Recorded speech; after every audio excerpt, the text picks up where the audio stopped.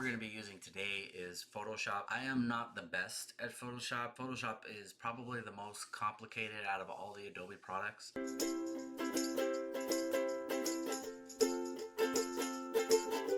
Hey there, and welcome back to Roscoe's World. My name is Josh, and today we are going to continue on with the POI that we started yesterday. Just to catch you up, we are working on the POIs for my new book, Roscoe's World Volume 2. Place of interest that we're looking at is France. Now, yesterday we finished with the first POI, which is the Louvre, with the Eiffel Tower in the background. Yesterday we started the Notre Dame POI.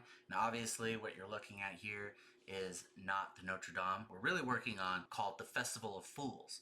And so that is the POI that we are working on currently right now. I want to try something. I want to try to make this into this where the buildings here go sideways. What I'm hoping for, so that I can have the Notre Dame right here in the middle, but I'm not entirely sure I can pull that off. So we're going to give it a shot, but if it doesn't work, we'll end up using just this. The program we're going to be using today is Photoshop. I am not the best at Photoshop. Photoshop is probably the most complicated out of all the Adobe products, just because there's so many different ways to do the same thing, and everyone has a different way of doing it. It can get kind of complicated, but the tool that we're pretty much going to be using is the perspective tool in Photoshop, and I've gotten pretty good at that. We're going to hopefully take this little town, drag it all the way down like you see here on both sides. We have like a street where the carnival is arriving into town. What I'm hoping is I can take this city as it is and stretch it all the way around without having to do each individual building. Not entirely sure that's going to work. We're going to go ahead and give it a shot and just see how it works. So let's highlight each and every one of these buildings. I don't want to screw up original POI that I did yesterday, so we're just going to go ahead and make a copy of this. Okay, so we went ahead and exported our town here. Now we're going to go back to Photoshop and we're going to import the image. Now I will say the Adobe has worked very hard to make Photoshop a lot more user friendly than in the past. The new tools and tips and tricks that they've implemented into Photoshop do make it much easier to use.